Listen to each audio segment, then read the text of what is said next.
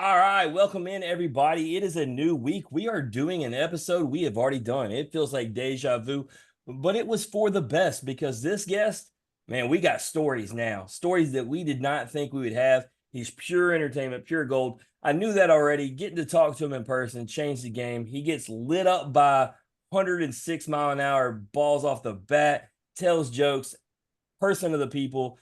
Zander Sechrist, how you doing tonight?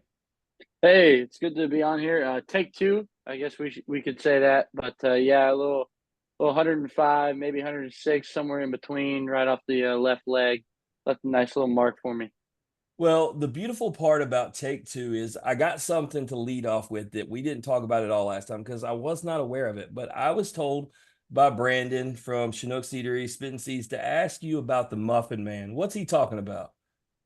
Ah, the Muffin Man. That's a nickname that my mom gave me. I don't really know where she got it from, but obviously we were watching Shrek one day and the Gingerbread Man and Lord Farquaad.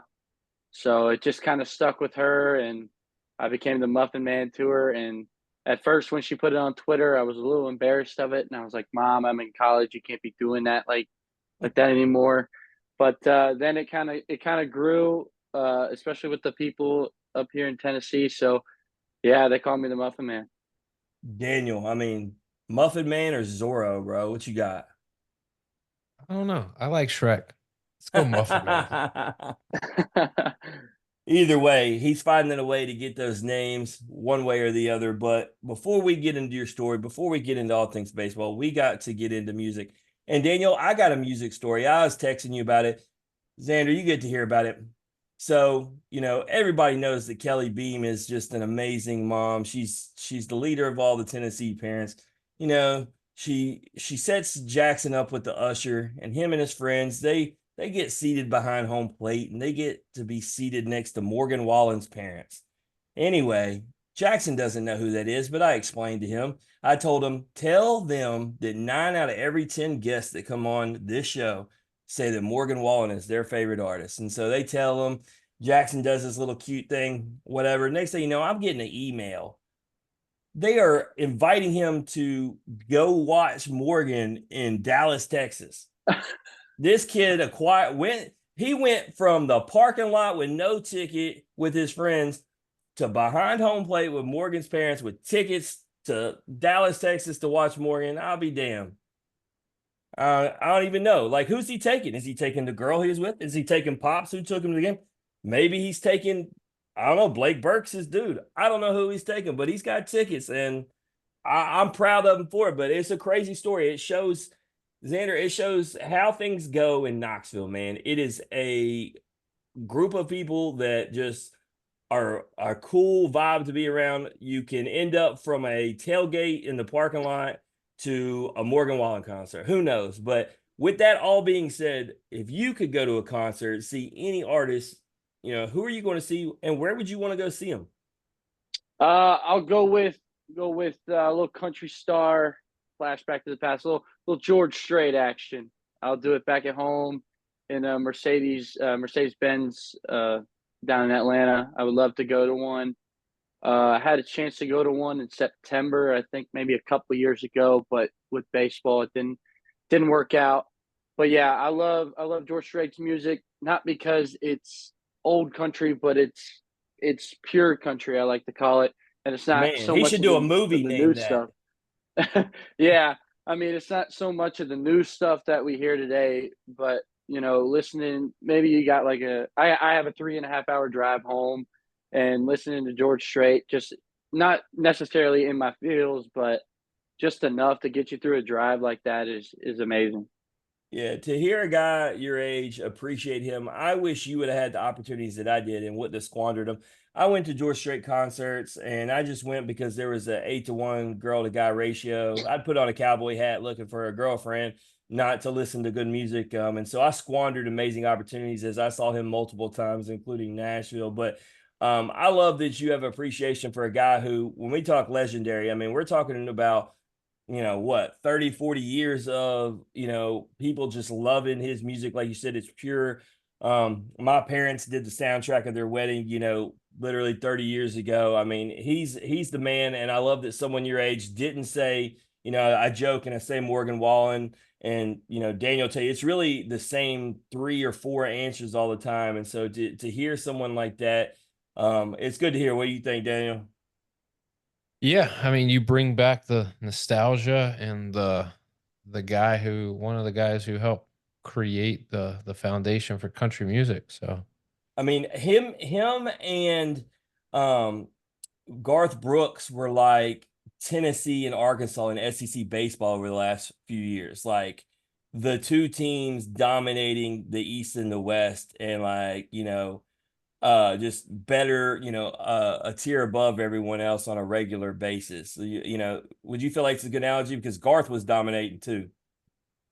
yeah, I mean, I don't pretend to follow country music as much as follow college baseball. So I don't know who to I thought call maybe you're going to who take to a call chance to throw what. some shade at Arkansas right there. No, no, I they've had enough shade. They're very shady these days. They're very cool, calm and collected with no pressure because they're sitting at home on the couch. So Yeah, unfortunately, so are my Tigers, and so are your DBU boys. It's a contagious thing. Luckily, we got Xander here and Tennessee to root for. But Xander, let's talk movies, man. First, what's your favorite genre? I know, like, I wanna I wanna assume comedy with you being a comedian, but I have a feeling that's not the answer. Run, run, run as fast as you can. You can't catch me. I'm the gingerbread man. You're a monster. I'm not the monster here. You are. You and the rest of that fairy tale trash. Boy, there he is, the Muffin Man himself. I mean, might be his favorite movie. I don't know. I mean, well, we'll go back to the Garth Brooks real quick. Just a little story on Garth Brooks. When we went down to LSU and they sold out that place again in Skeens versus Olander, and when we made our first pitching change and they started playing Calling Baton Rouge, that was the most electric song I've ever heard. I've never really heard it before, but now it's something I put on my playlist, and I love hearing it. But Hey, movies, I'll tell you this. Hold on, before you get away from that, Friends in Low Places the other night during the Tennessee game was rolling.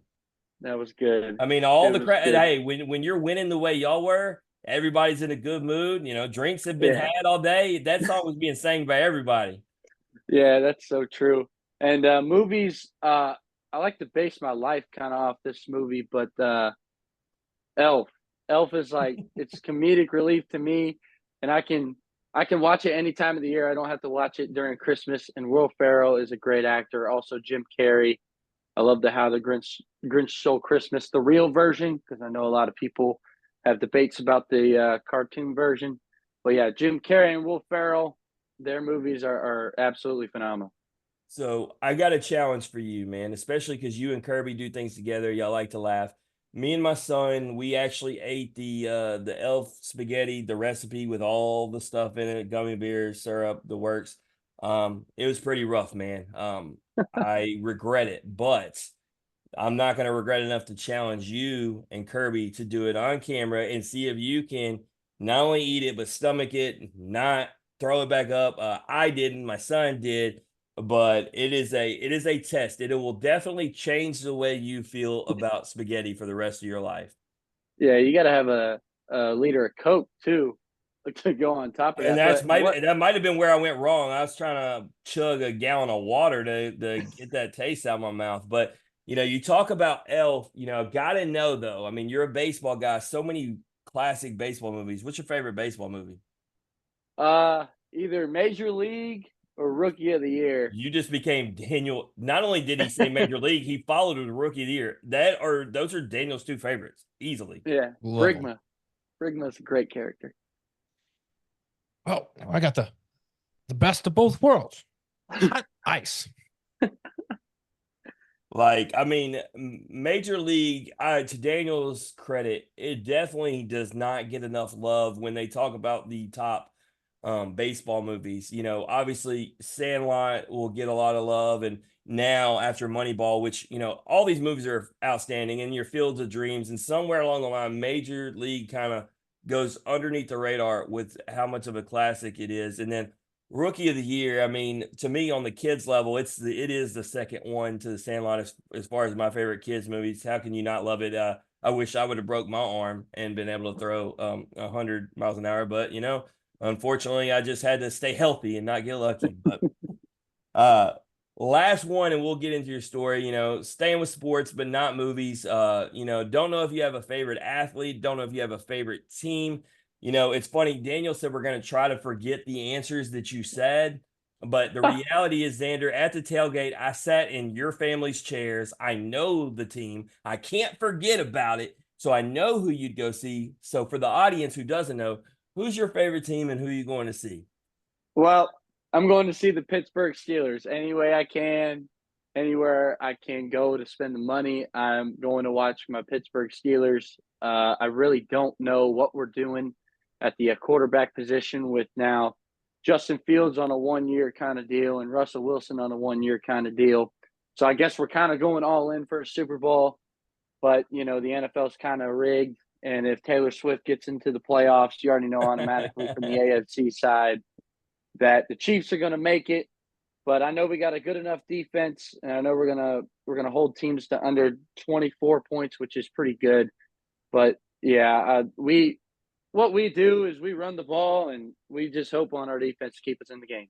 Well, you've been blessed because, Mike Tomlin is the best coach in NFL. I will argue with anybody. And you've been able to be a fan of a team that, maybe doesn't win the Super Bowl every year, but as everybody knows, always has a winning season, always competitive in arguably the best division year in and year out. And so definitely a blessing for you. My question would be, my favorite Steeler probably was Hines Ward. Me and Daniel talked about it. He's the receiver that jacked everybody up, not afraid to go across the middle, catch passes. For you, who was your favorite Steeler player of all time?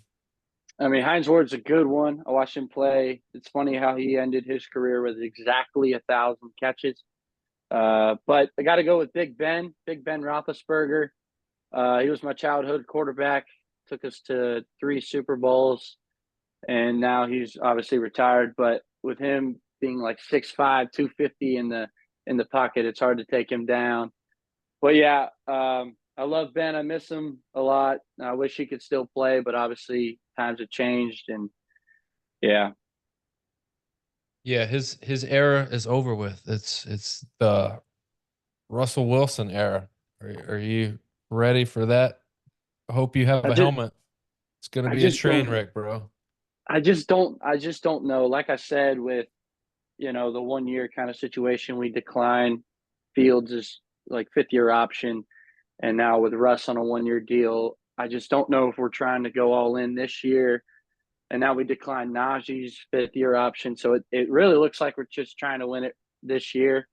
Because I know TJ Watt doesn't have, he's got only like what 3 to 4 years left of like him prime, and then obviously we have Minka back there. We have a lot of young defenders, but we're kind of old with Cam Hayward at the It's going to be nose the best tackle division in position. football. I know that with Well, and Joey B that's back healthy and, with what the Browns are managing to sustain and do. And obviously, you know how good the Ravens are year in, year out. Like, I mean, it's going to be something in the North. that was gonna be my thing is you have to win now because if not, you're gonna fall so far behind because those other teams are only getting better. A- And I mean, you could say that the longevity of that division is going to be around for the next 4 or 5 years because you're getting guys locked up long term now for a good amount of time. I mean, Cincinnati's probably not going to go anywhere. They've got their key guys locked in.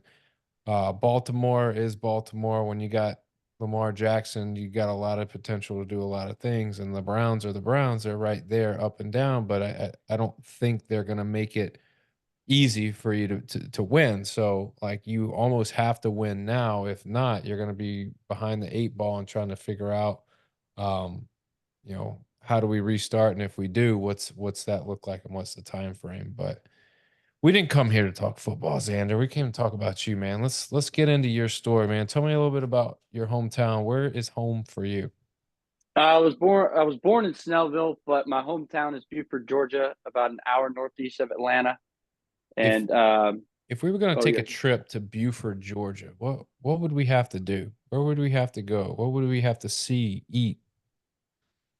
I mean, there's nothing really except like the mall. The mall is a big area. It's got a Whataburger.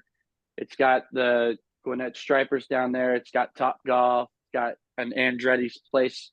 So I guess the Mall of Georgia in Buford's a great place to go. It's got absolutely everything you need with Wingstop, Chick-fil-A, Longhorn, Four Seasons, or not Four Seasons, Season 42. Is that the restaurant? Seasons Right? 52. 52. Yeah, I haven't eaten there yet, but You that's know why I the probably didn't restaurant in know his that. hometown's better than him. What's going on here? I mean, if you, it sounds like, if anyone ever finds himself going through Buford, you need to stop at the mall. Mall's the popping place. You got everything. It's even got a Longhorn and a Seasons 50, 40, 32, and 62. So whatever year you want, they got your season for you. Um, but tell me a little bit, obviously, hometown Buford, what's it like growing up? You got mom, dad, brothers, sisters in the picture? Well, it was just me and my mom, and my grandfather. I'm comfortable to say it now, but 22 years in my life, I've never met my real biological father. So being with my mom, she's always taught me to be nice, always to treat people right. So I'm a mama's boy. You can call me that if you want, which I'm totally fine with. I don't have any shame towards that because I do love my mom. And my grandfather has been the father figure in my life. I would get all my political news since he was born in 1942, all war stuff, anything political. I go to him and just ask what the world's doing, what gas prices are looking like in a week before I have to go fill up my '06 Ridgeline, which, takes 20 gallons. So that's $60. But yeah, just living with them too for my whole life has been a blessing. I mean, how many times does your grandpa say, "Well, back in my day"? That one comes up a lot. But Well, yeah, that one well, comes up a lot. back in my day, we used broom handles for baseball bats, Xander. Back in Probably my day, hit gas bombs was with a them. nickel. Back in my day, when guys hit the ball back at us, we didn't even have a glove to catch it with. No, I mean, obviously, you talk about family being close. Any brothers or sisters, or just you? You know what? Just an only child. Hey, what is that like, man? Do you feel like you're the king of the castle, like you could do no wrong, or like is there like this level of like pressure and like you have to like stay in the straight and narrow path and you have to do everything right, or you just kind of get away with whatever and you kind of do what you want? See, I think the common misconception of only children is that they get everything they want and they can do whatever they want, which is like 50% true, but there's also the parenting side of it. Like you're still being taught as a human being to be a human being. So I wouldn't say I got everything in my life and I didn't get everything like handed to me. And then you talk about pressure. The pressure thing is with now being in sports, I think since I don't have like a brother to lean on or a sister to like just talk to, I think all that pressure just falls on my shoulders, knowing that I'm literally the only one representing my family on the field, on and off the field as an athlete. So I think that's the only thing that would be pressure wise. Yeah, I mean that's understandable. I mean, you obviously you're it, it's that cliche thing like you're playing more for than just yourself, like you've got like a name, you got a family, you've got um just kind of a tradition to uphold, values to that have been instilled in you that you gotta stay true to. I was kind of shocked that you didn't have brothers and sisters because tell me if this is true or not, like you became left-handed after breaking your right arm. Is that true? That is true. I was Like 2 years old and I was when on the changing table. when I heard this story, I just assumed it was a brother that like you guys were Just wrestling and like something happened and like, oh, whoops. but no, I was on the changing table. We still have that changing table to this day. We never got rid of it. It's like a combination of a changing table and a dresser, which is kind of cool.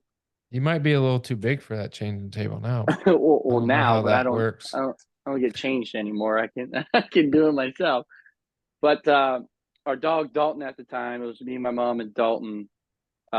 She just said stay because I think she had to go grab obviously the mom's stuff, whatever. I didn't know what she had to grab, but she said stay. Dalton, good boy, stayed.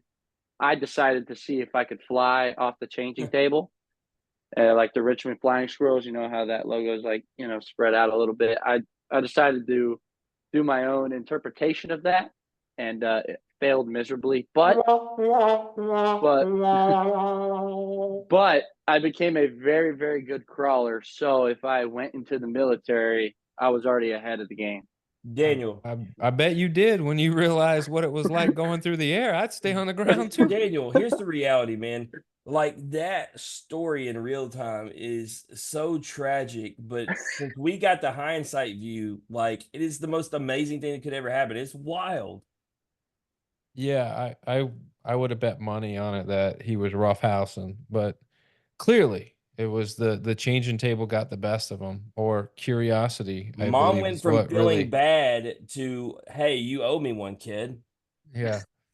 So you have no choice but to be a stud at baseball, which so far you're doing a pretty good job of. You got to make up for that blunder at the age of 2. Um, but obviously you had a career. You started playing ball. At what age do you start playing baseball? I started when I was 3, so we had really no athletic background in my family. Obviously, with no brothers and sisters. Grandfather played football, like your average high school football player.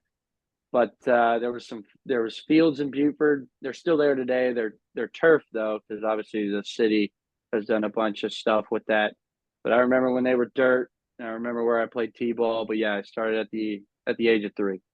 Well, if there was no athletic, things going on in your family, like where did the influence come from to play athletics? I think because of how bored I was at home, and like I had really like no neighbors were like my age either. They were really older or they weren't even around yet. But I think it's just because they just wanted me to do something. And heck, sometimes parents just put their kids in sports just to try and see what they got. And obviously, I was a blessing in disguise, and I'm glad I was able to play the game of baseball at 3. And speaking of 3, I played third base when I was in t-ball because I was the only one who could get it across the diamond. So that was probably the highlight of my t-ball career. But yeah, The downside to that is that if you can get it across the diamond, somebody's got to catch it. And that's usually where things go south. There's then it becomes this carousel. I mean, I've seen a lot of T-ball in my day, and it becomes a carousel very quickly, but I'm sure like I picture you as being the best athlete on the field, the best baseball player on the field. And obviously, I mean, you look at where you're at now, obviously your career and your trajectory, you probably played on some really competitive teams and you were really good and very talented. Um, you know, we talk about on this podcast all the time about high school baseball in regards to travel baseball and which means more and which is get you to the next level. But for you, talk to me a little bit about those 2 teams. Obviously, you had a high school team and you had a travel ball team. So who did you play for in both of those leagues? And then, which was the motivating or the driving factor to get you into college? well, I played for my high school. We'll go high school first at Flyer Branch High School. So it's like 20 minutes from my house, because right when I entered my neighborhood was the line for Hall and Gwinnett County. So that's why I didn't go to Buford. But I remember when I was in 8th grade, I played for the C team. And what really got me going was I knew I was good at the sport, but I didn't know how good. I was just playing the game like I was taught to do at a young age.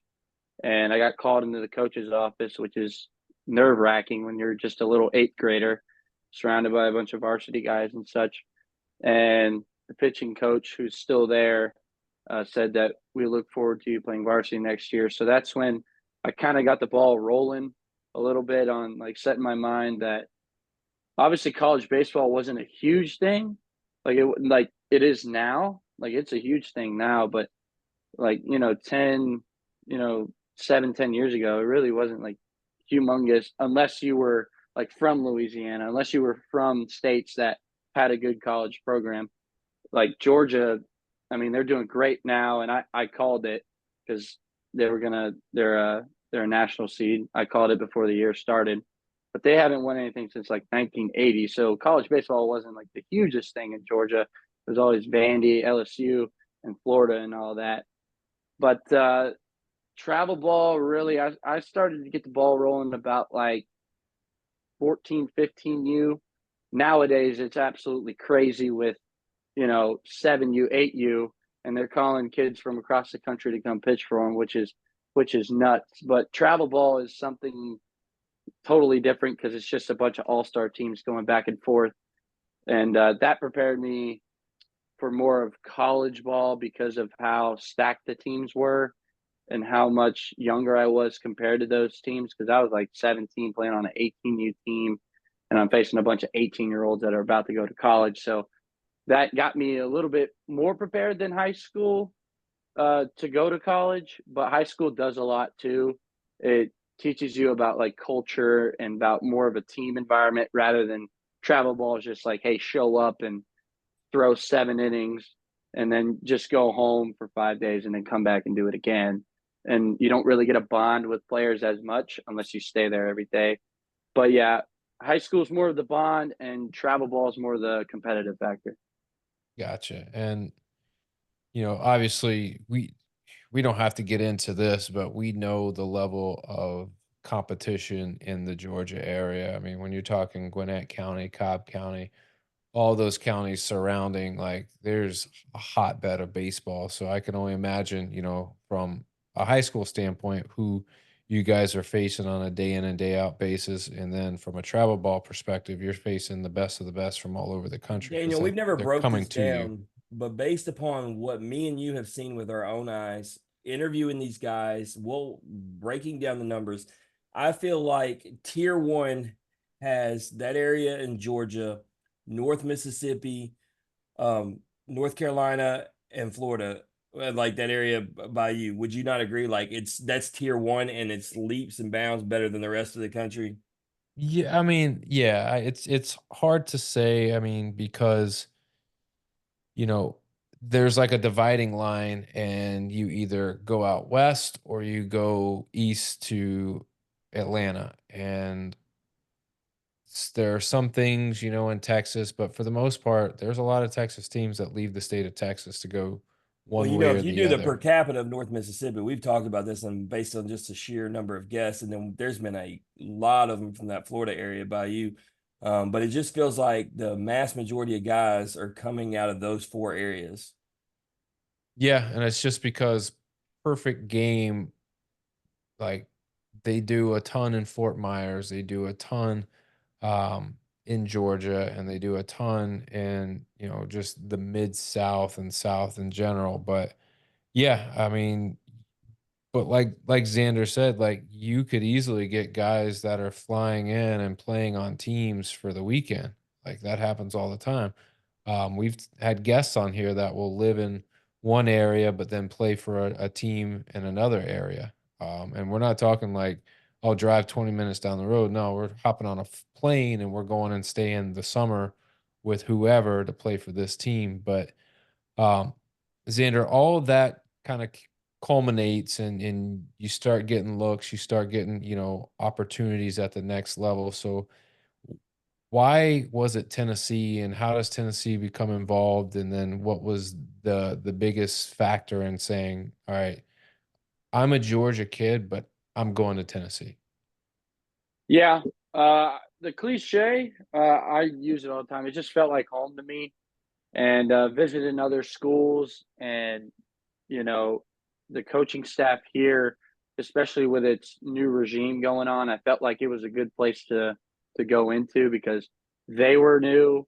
I was new to college baseball, so I was like, you know what, we'll just ride this out together and see what we can do for 3 to 4 years.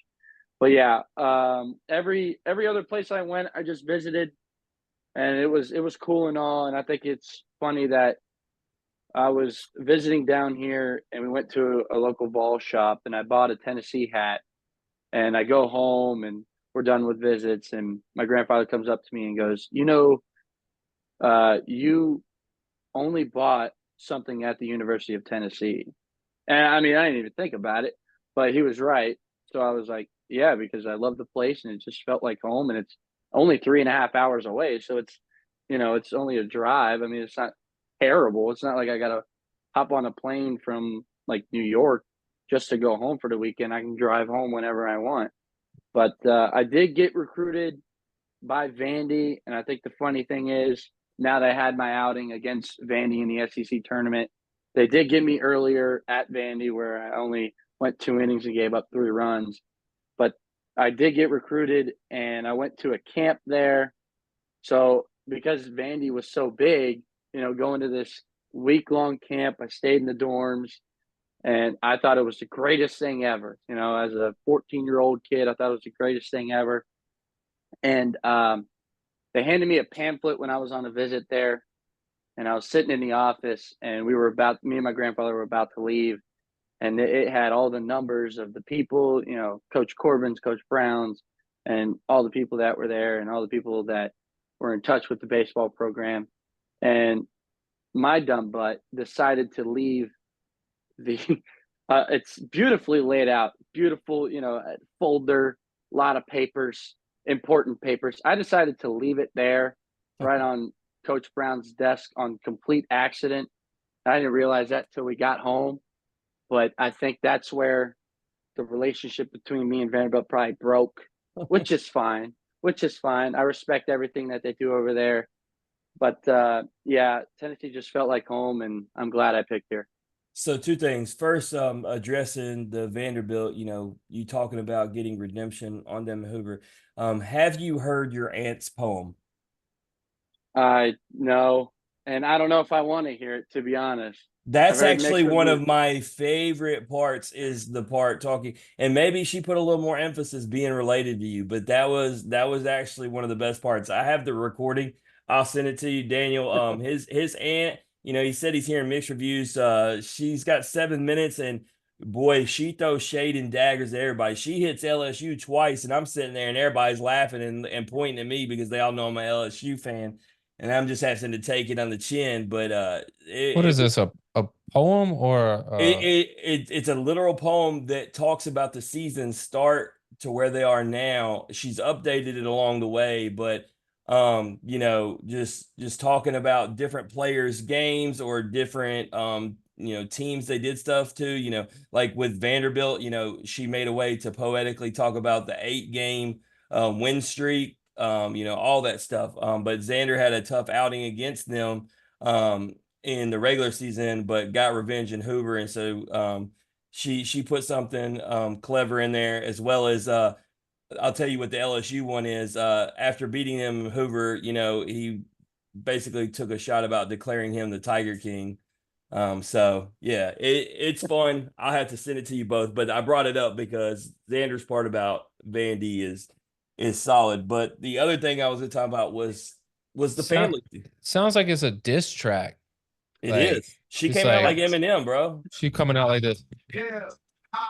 But no, it's really a lot of praising the guys and their families. Just along the way, you have to throw shade at the other teams to acknowledge what they've done. But talking about the family atmosphere and you talking about it being cliche, the thing about it is, Xander, we get told that by a lot of guys, but the beauty of what we do here in Off the Bench and how I get to go be in that atmosphere, going back to 2021 when me and Daniel had Chad Dallas, Connor Pavoloni, and Liam Spence. That episode happens that way because Connor says, I want to have my roommates on with me.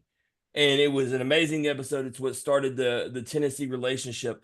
But I bring that up to say through the 4 years we've done this, me and Daniel have watched as the players have been best friends and like family. I go there and I see this with my own eyes, and I see how not only are the players like family, but how the families are connected. And then you have Billy Emmett come on here before the season, Daniel, remember, and he said in the fall, I mean, he said the chemistry was instant and they made him feel right at home and it felt like family. And while it's a cliche answer, a lot of people may say that, but Tennessee seems to do it better than anybody else. They make guys feel comfortable. And a guy like you, Zander, who's been able to be there as a mainstay for 4 years, have been able to have a lot of brothers come through there and be a part of a lot of good teams.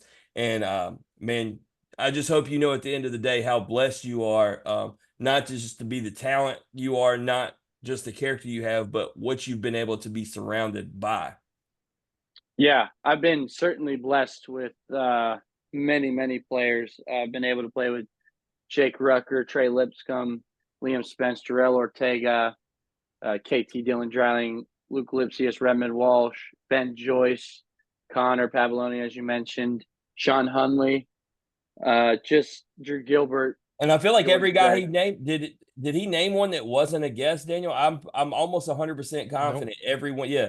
And they're the most, and we've enjoyed it. Like we literally could make this show all about Tennessee, but obviously we're about growing the game. But I mean, like you said, it's quality guy after quality guy, and really that speaks to the top of it, right? Tony V is bringing in high character guys, and y'all just all click, and it's so fun and enjoyable to watch. And you know, you, like I said, have been there for a ride that, and it's kind of crazy. It feels like you've been there forever, like, because I've been watching y'all, and year in and year out you're there, and you were a midweek guy, which we're going to talk about, and you've developed into that guy that they can focus on when you get to a regional and say, hey, this guy can bring us home. But 2021, you get there, it's an everything school. What's it like watching football, basketball, softball? Like, man, like on Rocky Top, it's just different.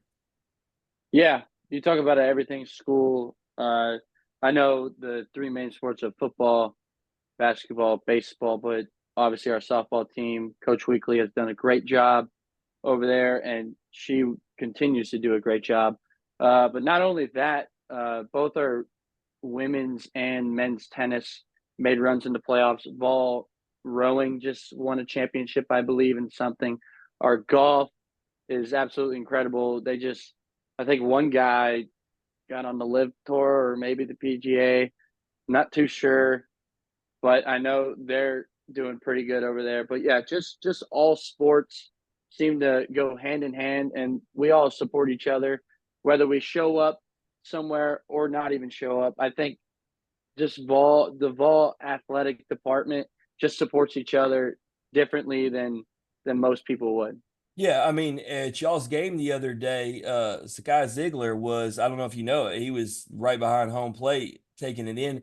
And that just shows, right? Like they're at your games, you're at their games, like, because that's, it's not just supporting, it helps when the teams are freaking amazing, right? Like, hey, we know what we're doing on Saturday. We're going to Vols football. Tennessee's hosting Kentucky or Alabama or whoever in basketball, man, we're there. And so I mean, I feel like there's only a few schools that can do that, and Tennessee being one of them. So just another reason, if somebody's looking at a school and trying to decide where they want to go, hey, I want to go to a school where the sports programs are amazing and they all support each other. I mean, Tony V has even talked about it. Like, he's like, if we had a gymnastics team, I would be in the front row. Like, and I feel like Tennessee, if they had a gymnastics team, they would be like elite, because that's what y'all do. But 2021, you made 8 relief appearances, posted a 2-0 record with a 2.89 ERA. Freshman expectations, do you feel like you met them, exceeded them? How do you feel about your freshman year?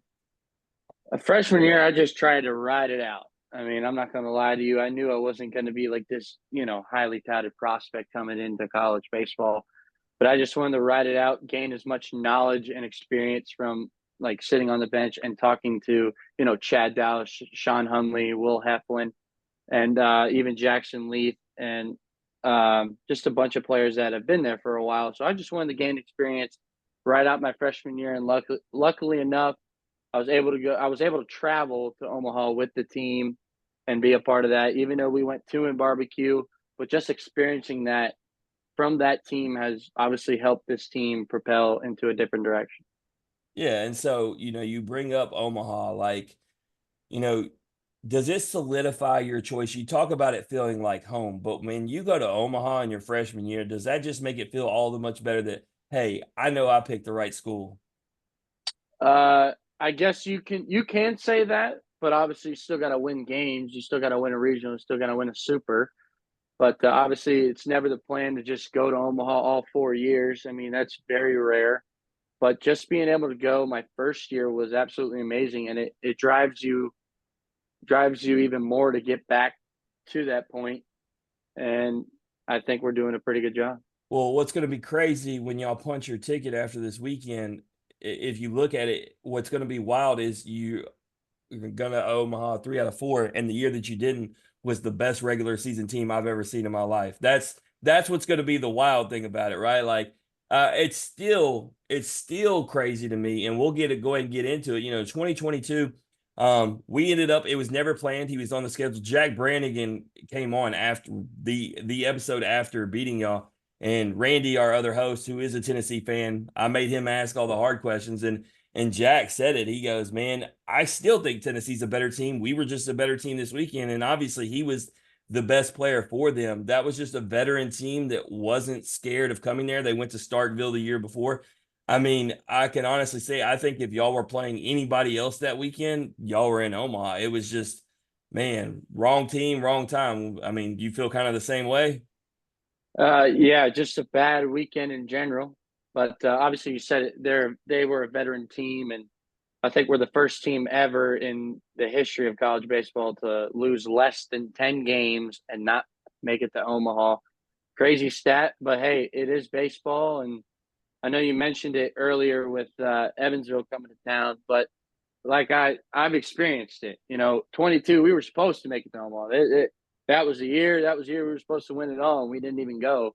So But you my can't. point is that Evansville ain't Notre Dame. And hey, you're saying all the right things, and you can say it all you want, man. I will be going to the casino, and I will be laying my money on y'all to cover whatever runs they have. But that's a whole nother thing. Let's talk about your stats for that year. You get to become a starter on the regular, 11 games started, 4-0 record. You become the best midweek guy in the nation.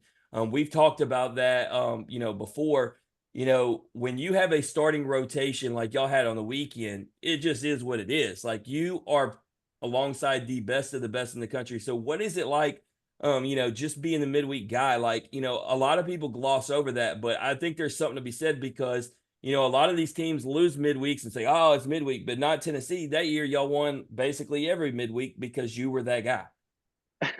Yeah, midweeks were fun. Obviously, being behind Chase Burns, Chase Dolander, Drew Beam, and Blake Tidwell, I was blessed with the opportunity just to start even on Tuesdays, and I had a good run with them, and I will never forget that run because I think I did what, a 1.67 maybe. Mm-hmm. Yeah, but yeah, It's a I decent ERA. that's a decent ERA. I like to think myself. I wish they had a category for this, and they probably will, of course, when I'm out of college. But midweek All Americans, I think I was going to be first team midweek All American.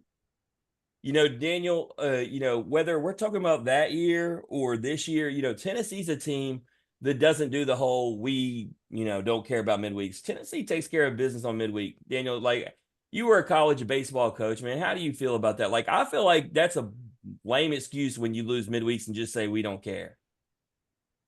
So yeah, those matter when you're looking at 40 plus win seasons. Midweek games matter, and when you win 50 games like Tennessee did this year prior to postseason, like midweek games matter. For me in Division II, being a coach, midweek games always mattered because you never know who was rolling into town. And at Tampa, like, we're gonna get the best of the best in a midweek, and if we're looking to host like those games, like, not only do you got to take care of games in the conference, but you got to take care of business during the midweek as well. You can't have any letdowns, and honestly, that's a good time for guys to get innings and feel a little bit of the pressure of being in a game that matters. But yeah, I'm a big proponent of taking those games very seriously.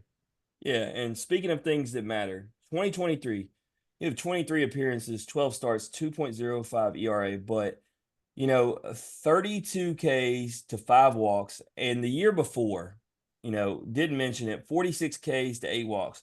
Your ability to throw strikes and knock walk batters is something that a lot of guys don't have. Sometimes it seems like a simple thing, but it frustrates the mess out of me and Daniel when walking guys all the time, giving free bases, especially leadoff batters in the start of the inning. But that's not something that it's your thing. How important is it for you? How much pride do you take that you throw strikes, man? You're not putting guys on base for free. Yeah, obviously with me, I have to take a different approach because obviously the game has escalated into this whole velo thing. I'm only like 87, 90, and I'm going to sit in that range with 4 pitches that I could throw for strikes. But I mean, with me, I focus on more location. That's how I was raised. That's how I was taught. I wasn't raised on trying to overpower guys. I was just trying to get you out as quick as possible, kind of like a Greg Maddux deal. But you know, it's hard. It's really hard to not walk guys because I mean anybody could go up there and throw 4 balls in a row. I mean that's really easy. But I feel like the strike zone sometimes is is not a strike zone. It's very teeny tiny, like a cereal box, and it's not even a real strike zone. And you got to throw it in this tiny cereal box, along with a guy like Christian Moore, who if you throw it in that area, can hit it out of the park. So I just try to get outs real quick and try to not fool around too much. But I mean, the strikeouts will come sometimes when I throw a good executed pitch like a fastball inside or a changeup that fades right out of the zone for a swing and a miss. But it's easier said than done of walking people, but I pride myself on not walking guys. Yeah, I mean it's one of those things. I really do appreciate a guy like you because, I mean, there's nothing more frustrating as a fan when you get free bases, especially like I said, the ones that lead off an inning and it sparks things and I just like strike throwers and you're very efficient and you bring up the velo thing. Me and Daniel talk about it a lot. It's a problem in travel ball these days. It's the way they teach kids. I love that you have a 4 pitch arsenal. A lot of these coaches, they spend all the time just trying to make these kids throw fastballs. Don't teach them the rest of the pitches, don't help develop them. And then, they do the same thing, not trying to talk about the travel ball circuit, but it's how fast can this kid throw? You teach a kid and, a nasty curve, changeup, slider, and everything else along the way. It's amazing what he might be able to do. So I love that you have that. Getting to watch you behind home plate, now 3 times this year. I've seen you use the Arsenal pitches. I love the strikeout that you had this past weekend with the changeup. So, shout out to you. Talking about all the guys that you've gotten to play with, you mentioned Christian Moore, so it was a perfect segue. Fall preparation going against the best batting lineup in the country. Your team has the best batting lineup in the country. It's not debatable. You get to, practice and go against those guys. You're never going to see a lineup that good all year. And just how beneficial is that? It's really huge because some days I'm gonna have my best stuff, and then some days I'm not, and then I'll give up 5 runs in like a scrimmage. But it's really cool. I've talked to Drew Gilbert sometimes after I faced him, or Jordan Beck after I faced him, or even Pavoloni when I was a freshman. Even though you don't see many freshmen go up to an older guy and see like, hey, what do you think there? And the older guy's just gonna kind of brush you off. But I was just asking insight, and sometimes I fool them enough to where I got them that day, but maybe sometimes you know, I throw a bad pitch and they're going to hit it over the wall. But it's very beneficial. And I think it's funny because you mentioned obviously the best lineup in the country. I'll let you have that. I did not say that. He said that, which is totally fine. I love our lineup. But when you have Christian Moore at the top, and I've lived through this, so I know exactly what a pitcher is thinking. You stress so much about SEMO, and if you get him out, that's great. But then you got Blake Burke coming up. And if you get him out, that's also great. But then you got Billy Amick coming up. So it's almost like, and then after that, Dylan Dreiling, Hunter Ensley, Tavares Tears, Dalton Bargo, or Reese Chapman, Cal Stark and Dean Curley. So, it's just a good combination of guys that just, battle at the plate. But, some days you're going to have your stuff against them, but most days you're not. Since you decided to do the whole he said that and said that, you know what? I apologize to the University of Georgia. Tennessee has the second ranked offense. I apologize. You faced the second best lineup. My bad. Okay. Anyway, sitting there trying to push it off like y'all aren't the best lineup. You just said it. Dude, nobody even talks about Dylan Dryling, who was first team all SEC and just one regional player because they spend so much time talking about the next three. Oh, by the way, the fourth guy will absolutely murder you. And then so will Inslee, and so will Tears. It's crazy. And then, Cal Stark, we believe in the in off the bench effect. Daniel, he didn't have not one, not two, but three jacks, and none of them were little bombs. I mean, my man hit no doubters. So, I mean, that lineup 1 through 9, it's scary. But let's talk about this year as far as you pitching. Got to know, man, you had a lot of good performances. What was your favorite? It's got to be, yeah. Okay, we'll go with the best lineup in all of college baseball. The outing against Georgia, I had with 6 shutty there, and I played with Corey Collins. I faced Corey Collins before, so I respect the heck out of that guy, and I hope he does too. I haven't talked to him for a while, so I hope he has the same respect that I I mean, do for he's him. kind of got the Dryling thing going, right? Like, I just because he bats in front of Condon, people don't talk about, but he's got the best OBP in America. Yeah, he's very good, and obviously, if you make a mistake, he'll make you pay. And obviously, you got Condon right behind it, and then Slade Alford, Mississippi State transfer, and that lineup is just, it's just again a good combination of guys that just want to win. I mean, you have Colby Branch, who is their shortstop. He's batting eighth, kind of like Dean in the 7 hole. So I mean, it's just Georgia's very good. I mean, I called this. I did a preview with Kirby's dad and Kirby, and I was like, the sleeper team that I have for the SEC is Georgia, straight up Georgia, because I knew what talent they had, and I knew the new coaching regime that was coming in. So I was like, put that kind of together. If they get the pitching squared away, you're talking about a good team that can make a run in the SEC. And obviously now they're in a super. I think it's the first time in a long time there's one hosted in Athens. So all my friends at home are finally starting to figure out what Georgia baseball is, which is hilarious because it's all about football down there. But yeah, Georgia, very good lineup. That was my favorite outing of the year. Yeah, I mean, 6 shutout innings against that lineup, it really is something to feel good about. They have been amazing, and I'll give you, a tip of the cap as well, not just for that, but predicting that they were going to be as good as they were. I had a lot of questions. Would they be able to pitch to match that offense? Would they be able to protect Charlie Condon? I think one of my favorite moments was, and because he said this to me after the game, I interviewed Charlie right after the South Carolina Georgia game when I went and saw them in South Carolina. They intentionally walked him to walk the bases loaded, and Slade hits a grand slam, and he was the most pumped player on the field. And he said, if you're going to walk me, there's nothing that's better than when my teammate makes you pay. And so to see him jacked like that, to see it go like that, and know that his guys, are going to step up if they're going to walk him. It's real cool stuff, and you can't help but you talked about it. Colby Branch is a guest of the show as well as Charlie. Man, just it's really good dudes, And Daniel, would you be mad about a Tennessee Georgia final in Omaha? No, of course Man, not. think about that. When you talk about SEC, you talk about they're not like hated rivals, but they are SEC East teams. Hey, sign me up, but. Let's talk about this past weekend, man. You got hit with a ball. They can say it was only 105, 106, 107, whatever. It looked like it was 120, and that was the hardest ball I've seen off someone's leg in my life, dude. Just, I mean, talk me through it, man. How scary was it? I mean, you never want a line drive right back up the middle at you at all. And Let me ask you this. A lot of times, and people who have never pitched before, they don't understand this. But a lot of times when guys hit balls right back up the middle, especially balls that are close enough to hit you or do hit you, it's almost it's hard to like get people to understand this, but it's almost though is it slow motion.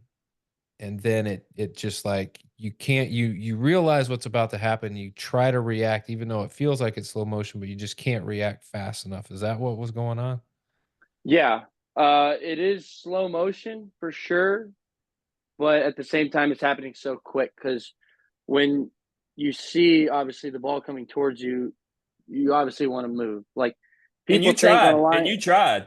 I mean, yeah, with a line drive, I think people, yeah, you can catch it, but it has to be like at a perfect angle for you with your where your glove is for you to catch it, or you're just not going to catch it.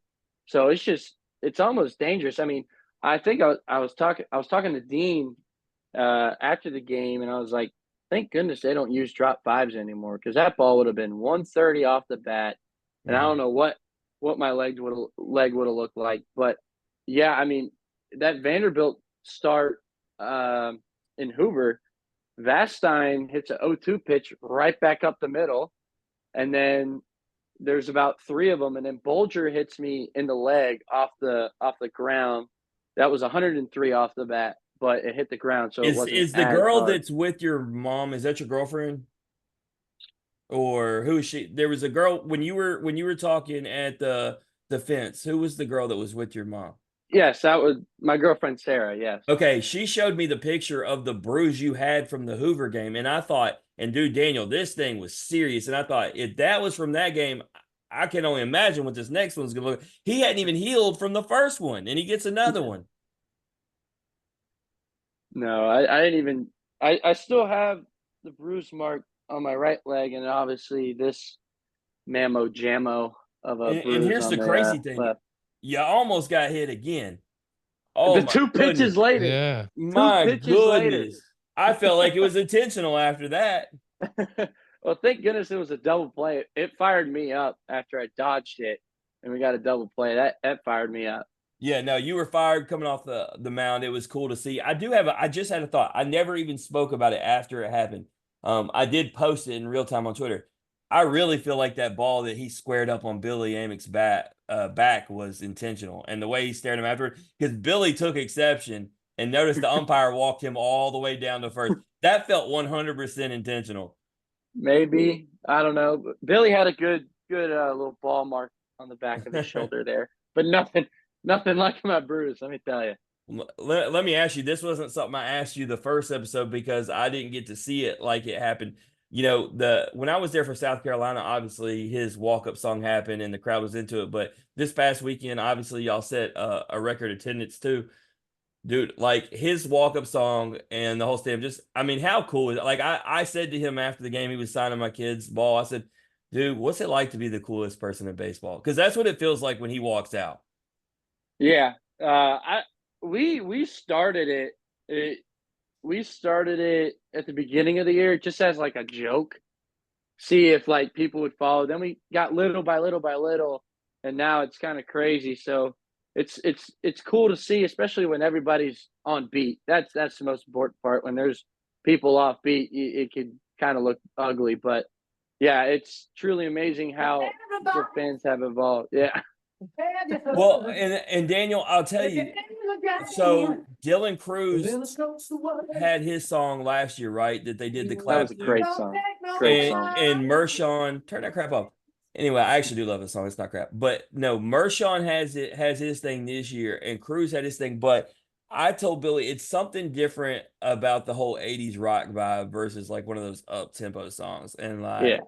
like I don't know. It's really cool. I mean, y'all got so many things going for y'all. The funniest has to be after having Cal on last week and then his walk-up song. You want to talk about, look, first of all, I told him his walk-up song was still stuck in my head yesterday. But a song that does not match the guy, that's the one. That's so funny. But y'all have some good walk-up songs. I mean, you got Blake with his slow country song, and you got Billy with the rock, and then it comes through a rap for Dylan Dreiling right after. Like you can get every genre with the Tennessee lineup. But last question I got, and we'll play a game this or that. We talk about Evansville. Obviously, you're serious, and and you're focused, and I talk about it as we blow back. There is potentially the chance though, like if it is 2 and done, you don't even have to go to work this weekend. Like, what are you gonna do, man, if you don't even have to pitch? Well, if that happens, I know I don't have a chance of a comebacker for the third week in a row. I do know that. But yeah, I don't know the plan, but obviously the plan is you want to win game one and then you worry about game two. Game three is probably not even the mind of Coach V right now, but I'll be ready if my name's called, whether it's even a relief appearance in game two, if we're just trying to close it out or something. I'll be ready whenever. But you mentioned Evansville. I know it's their first super regional in history. They got the story behind them. I completely understand that, and I hate people how they're plugging us into Omaha already because it's like Evansville. But the thing I have is I just bring it back to 22. It's like you guys are already plugging us in to win the whole thing.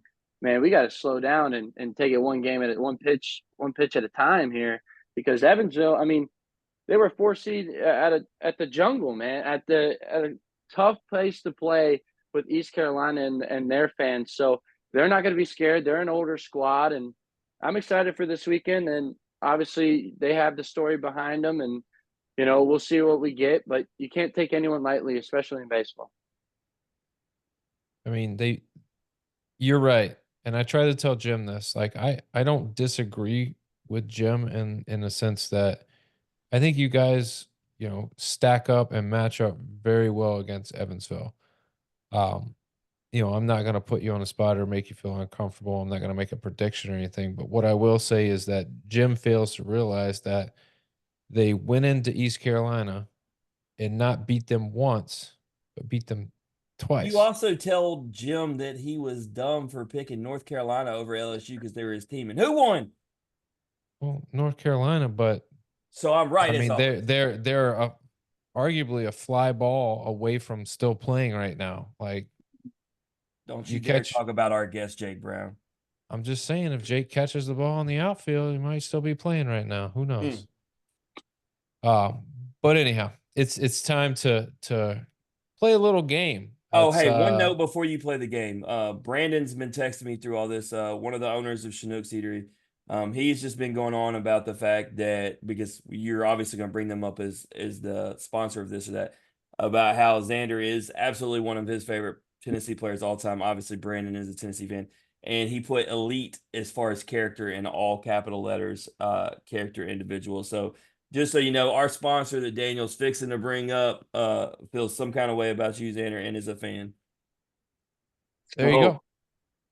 And with that, we're gonna that's a great segue into this or that. It's a game that's sweeping the nation. Xander, you ready to play, man? Let's do it.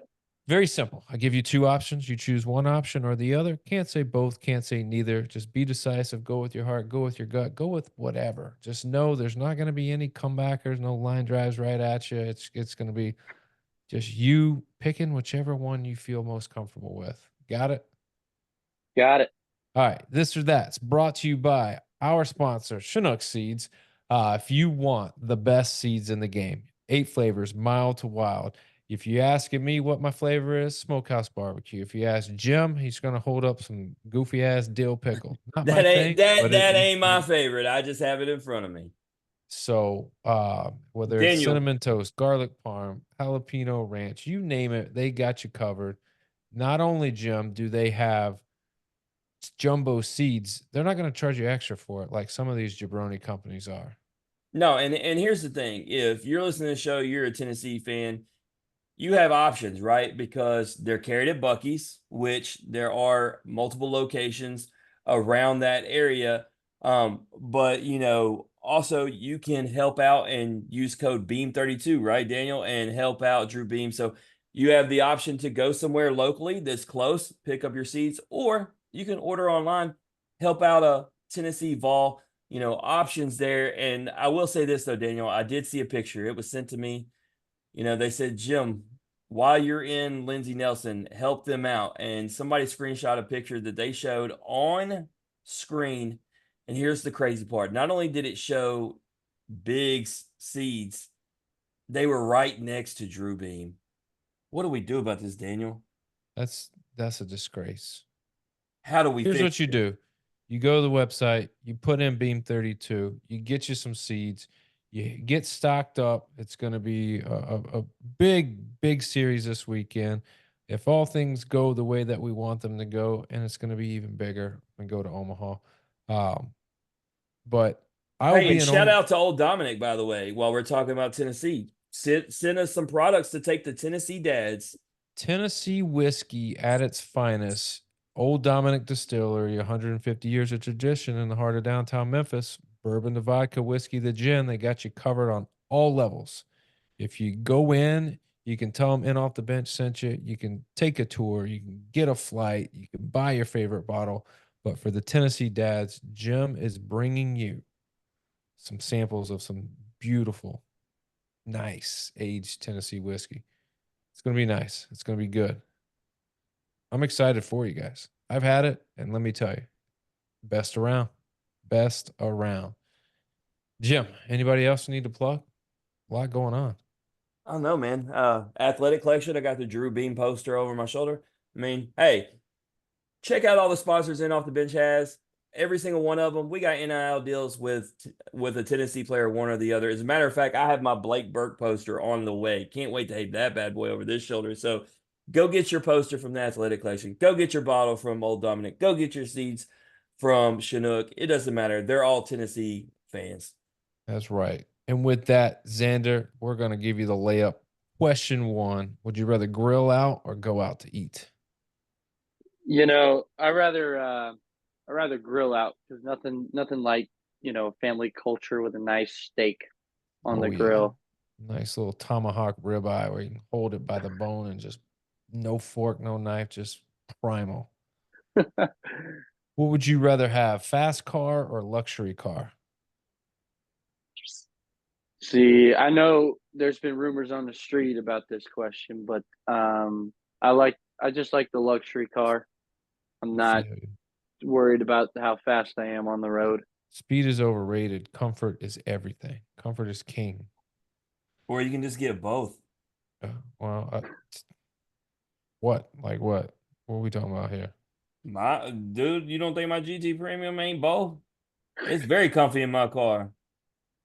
I'm talking about spacious, like room to Oh, stretch there ain't out and spacious, like, man. Them kids found out that back seat's tight when they went 3 deep on the way to the Tennessee game. uh-huh. Yep.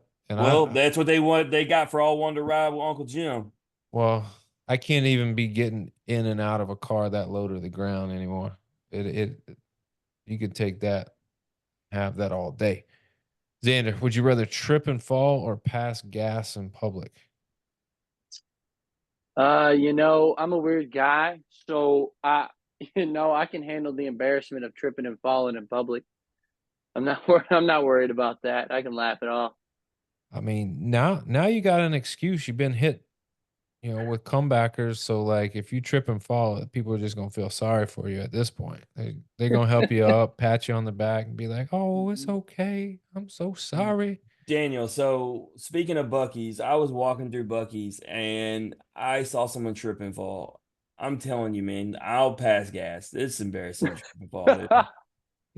Let me tell you about Bucky's. I've never been there, and I'm gonna give you a hot take. That No, place that don't, place is no. overrated. No, it isn't. And let Yeah, me tell you see, something. No, everything is cheaper. My gas was 40 cents cheaper than the Shell down the street. My Monster was $1 off. Everything's even better priced.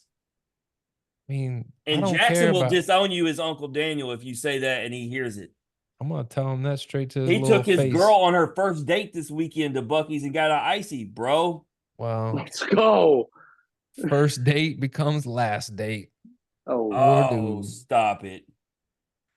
All And right. she's a Xander fan. That's all that matters. Well, I mean, how could you not? I mean, everybody likes Xander. He's a dude. Smoky grays or black uniforms? Smoky Grays, they're a better look, and I don't pitch well on the blacks. All right. That's the best reason. I can take that. Sports radio or sports podcast? Podcast. A lot Good more answer. interesting.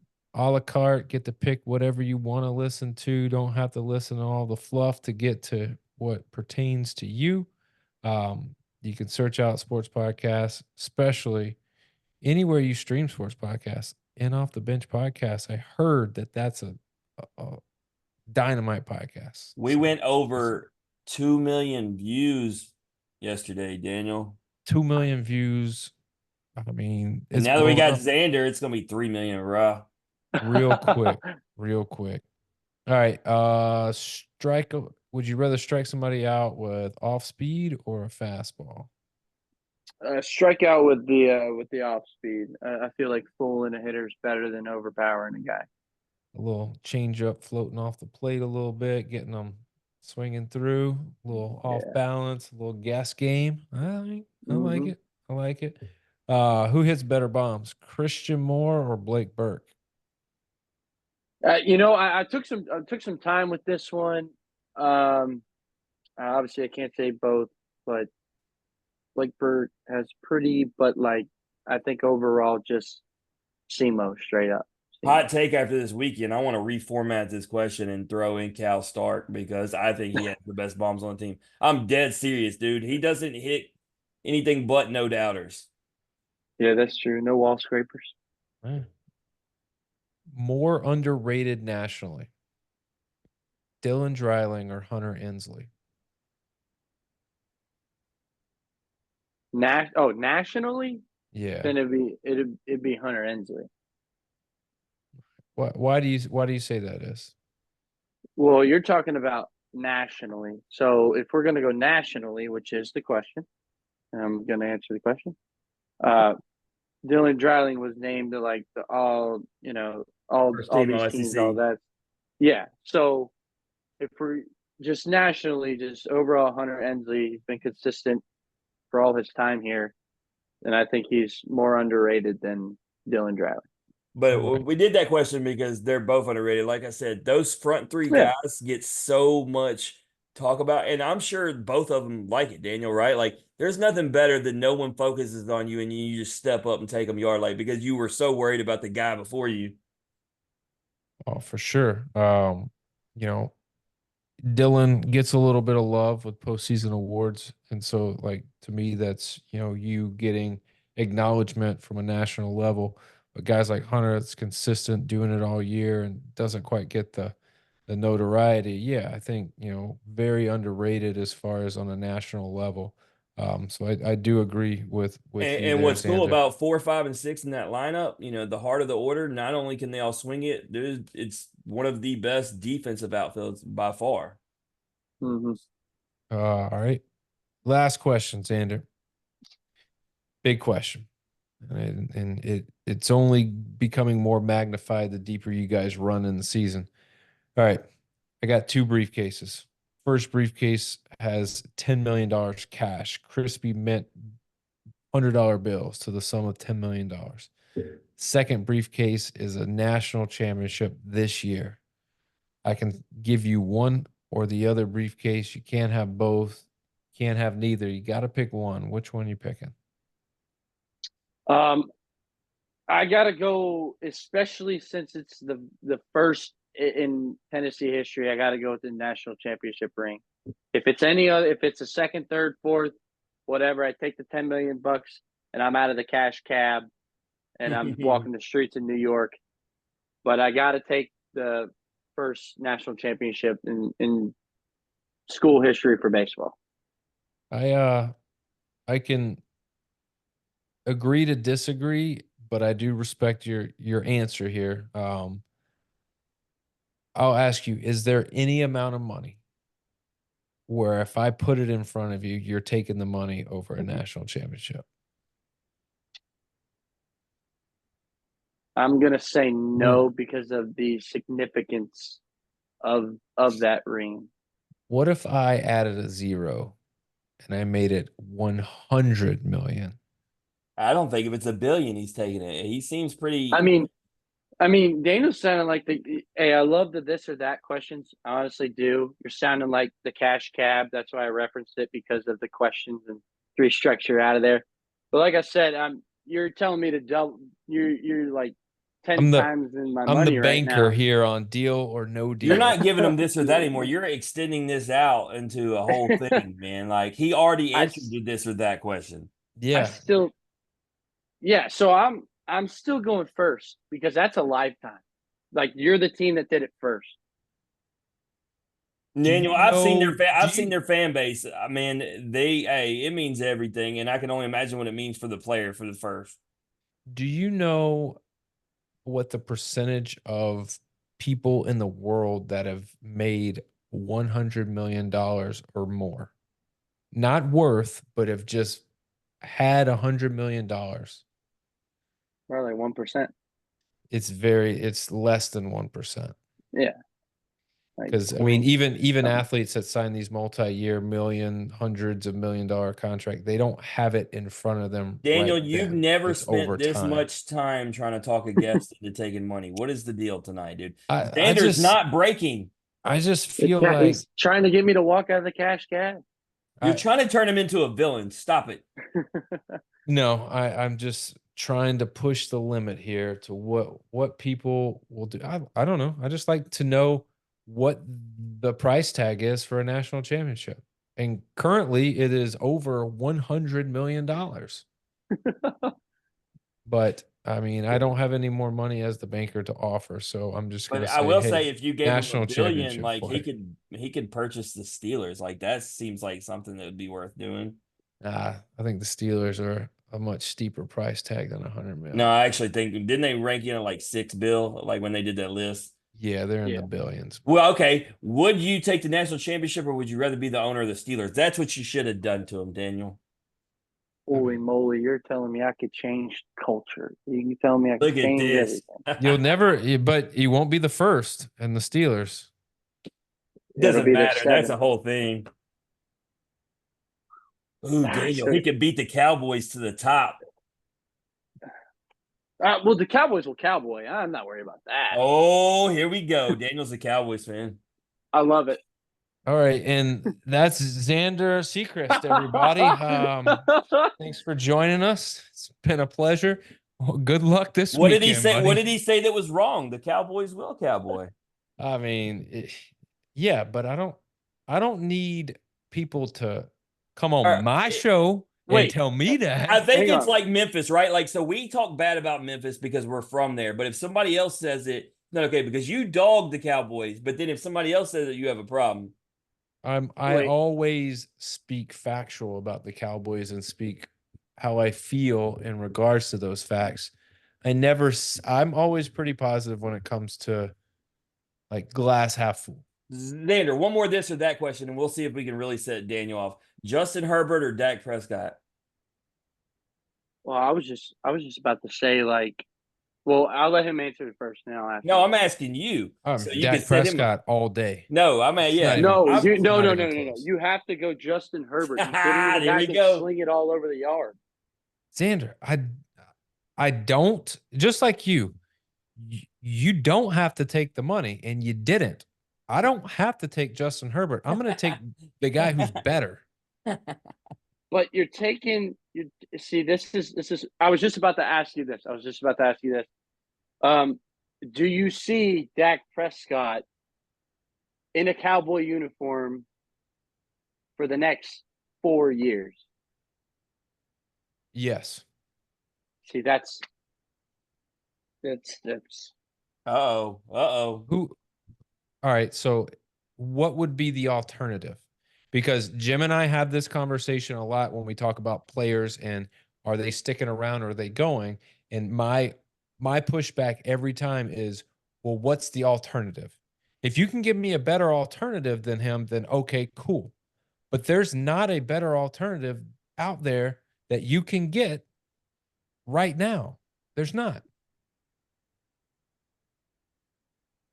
I mean, Justin Herbert was That's a coming great from a one. guy whose franchise just got Justin Fields and Russell Wilson, Okay. who are I know. We'll give you Justin Fields. Hey, hold the on, but coin Daniel, flip of America. you said Justin Herbert